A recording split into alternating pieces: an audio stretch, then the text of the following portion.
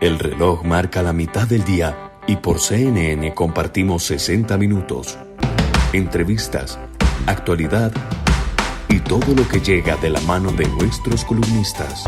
La mitad del día, junto a Claudia Kowalczuk.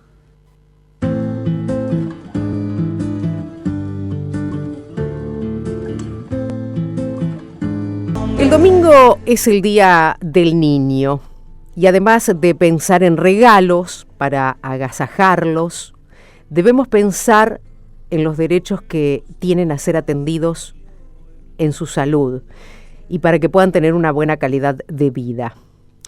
En este caso vamos a hablar del derecho a escuchar. Para charlar de este tema estoy en contacto con la licenciada Agustina Leiro, que es especialista en audición. Agustina, ¿cómo te va? Bienvenida a CNN Radio Rosario. Claudia Kowalczuk te saluda. Bueno, buenos días, ¿cómo les va? Un saludo para todos. Gracias por estar y para que charlemos de este tema. Un tema que quizás, no sé si está muy en agenda. ¿Tenemos tan en cuenta lo que es el derecho también que tienen los niños a escuchar en este caso? Bueno, por suerte y gracias a Dios, hoy existe el screening auditivo neonatal, que es la oportunidad que tienen todos los recién nacidos de que se le realicen una prueba, que son las autoemisiones acústicas, que es una prueba de detección auditiva para descartar, ¿no?, los problemas que puedan, digamos, existir a nivel auditivo en los recién nacidos, ¿no? Con lo cual, bueno, creo que con esto logramos un avance y es una herramienta muy valiosa para una detección, digamos, temprana. Y esto también nos permite una intervención temprana y un mejor, digamos, desarrollo infantil también. Ahora, Agustina, siendo tan chiquitos, auditivo, ¿qué es lo que se puede detectar ahí en esa primera evaluación? La prueba consiste en evaluar las funciones de las células ciliadas externas del oído interno, que son las responsables de poder generar sonidos en respuesta a estímulos acústicos. La prueba es muy sencilla, obviamente es una prueba objetiva que no requiere claramente la intervención, digamos, del bebé, por supuesto, no es invasiva, obviamente tienen que estar, digamos, tranquilos. Si están despiertos, se coloca como una pequeña sonda en el oído.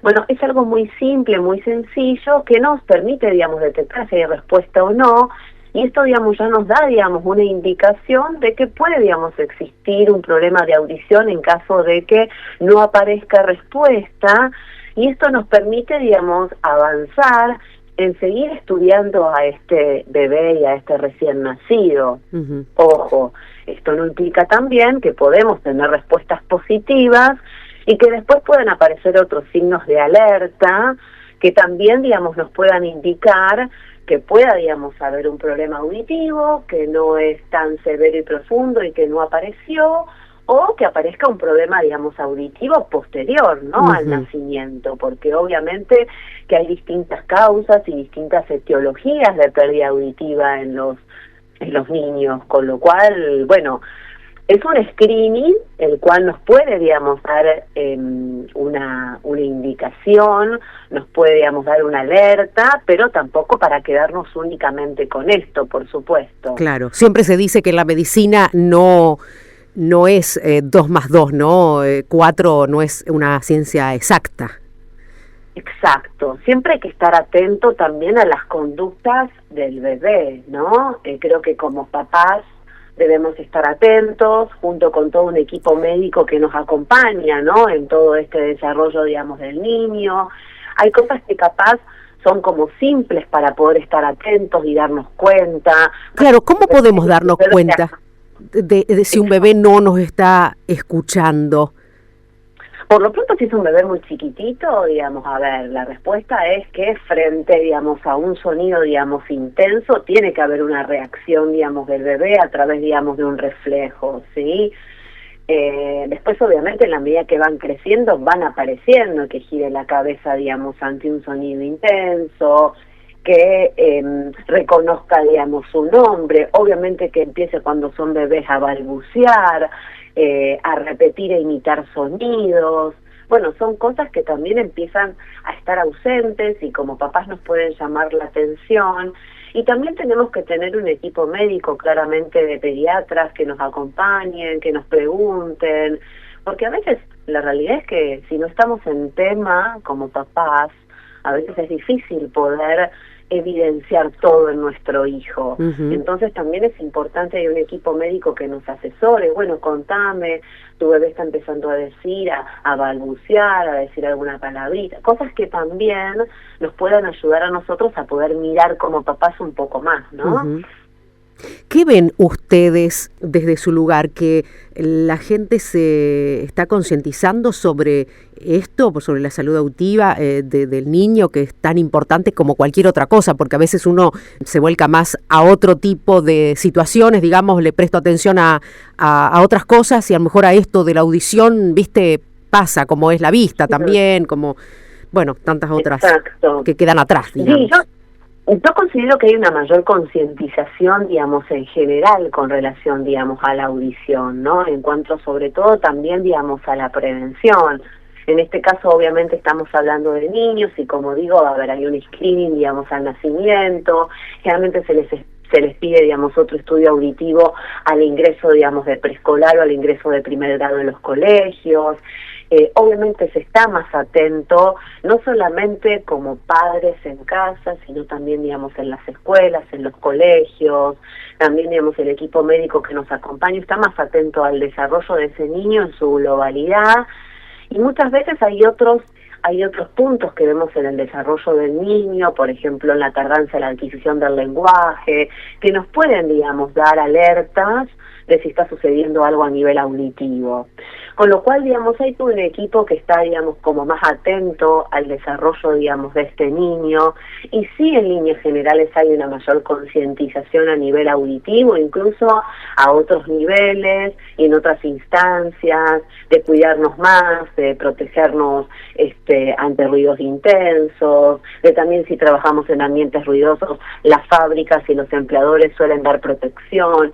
Hay una mayor concientización a todo nivel. Bueno, ahora estamos hablando un poco más de los niños, un poco en honor a su mes, pero la realidad es que hay una mayor concientización buscando, bueno, la detección, ¿no? Buscando la prevención sobre todo, porque, bueno, una vez que el problema se instala, bueno, después hay herramientas y hay cosas para hacer y para mejorar, pero el problema ya está instalado. Entonces lo que tenemos que tratar de evitar es eso, ¿no? Por supuesto. Eso te iba a preguntar, Agustina, en caso de no detectarse cuando el niño es bebé, cuando es muy chico y aparecen cosas después, un poquito más de grande, ¿hay avances en la medicina con respecto a esto para que el chico pueda llevar una calidad de vida?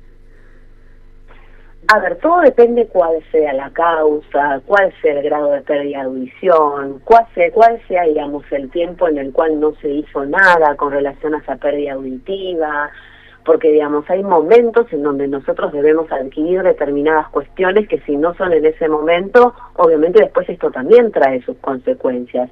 Un niño privado durante su primer año de vida de todo estímulo auditivo, eso puede tener, digamos, alguna consecuencia. Cuanto antes nosotros podamos accionar, obviamente vamos a evitar que este chico tenga, digamos, algún retraso, digamos, en su desarrollo o en su lenguaje. Por supuesto que cuanto más tempranamente es, mejor. Gracias a Dios existen hoy los implantes cocleares, los audífonos, que han evolucionado tremendamente como para poder también ayudar a que ese niño pueda tener el desarrollo, digamos, de una vida normal. Pero bueno, vuelvo a lo mismo, siempre depende de muchas cuestiones, es difícil en esto generalizar, porque hay que ver esto que estoy comentando, ¿no? Cuándo es diagnosticado, cuál es el grado de pérdida, cuál es el tratamiento que se realice, y ahí vamos a tener los resultados, ¿no? Por supuesto. Agustina, ya que te pregunto, esto tiene que ver con todos, ¿no? No solamente los niños, sino los adultos, porque uno escucha mucho esto de decir, nosotros, por ejemplo, los comunicadores que tenemos los auriculares, tenerlo a un volumen equilibrado para que no nos haga daño, ¿no? Nuestro tímpano, nuestro oído. ¿Qué porcentaje es el que daña realmente una persona que llega de grande, ¿no? Que tuvo conciencia de esto, que se cuidó el oído? ¿Realmente va a tener mejor audición que aquel que quizás estuvo entre ruidos, quizás por su trabajo también, no porque lo haya querido adrede, ¿no? Arruinar su oído? Bien. Pero digo, ¿hay una estadística de eso? La realidad es que no todos nos afecta lo mismo de la misma manera, ¿sí? Es decir, puede ocurrir, digamos, que las dos trabajemos en una misma profesión, estemos expuestos, digamos, al mismo tipo de ruido y sin embargo el daño, digamos, que se genera en su audición no es el mismo que el mío, porque hay un efecto de susceptibilidad también que ha sido, digamos, estudiado. Por supuesto que si nosotros, digamos, necesitamos, por ejemplo, en este caso que vos mencionabas, usar auriculares, si los usamos poca cantidad de horas, a una intensidad, digamos, razonable, la lógica es que vamos a tener menos daño auditivo que si lo utilizamos durante muchas horas y a una intensidad, digamos, muy elevada. Pero sí es real que no todos frente a la misma situación nos encontramos de la misma manera, digamos, afectados. Por supuesto que lo mejor que podemos hacer es, vuelvo a lo mismo, prevenir.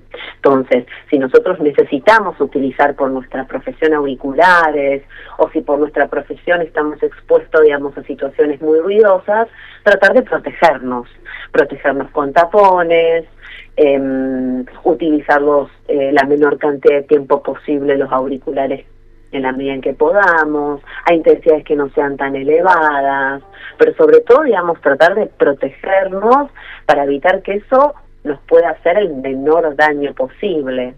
Claramente, si toda nuestra vida trabajamos en situación de ruido, y seguramente esa persona tenga mayores posibilidades de desarrollar una pérdida auditiva mayor que alguien que no. Claro.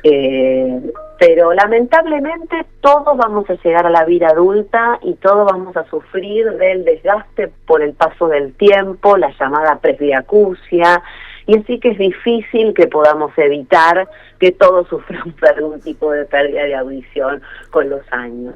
La vida misma, ¿no? La vida misma, sí. El paso del tiempo. Agustina, sí, gracias por esta charla. Quiero agradecerte. Seguramente estaremos en comunicación en cualquier momento. ¿Te parece? Bueno, un gusto para mí. Sí, un saludo para todos. Gracias. Allí estaba la licenciada Agustina Leiro, que es especialista en audición.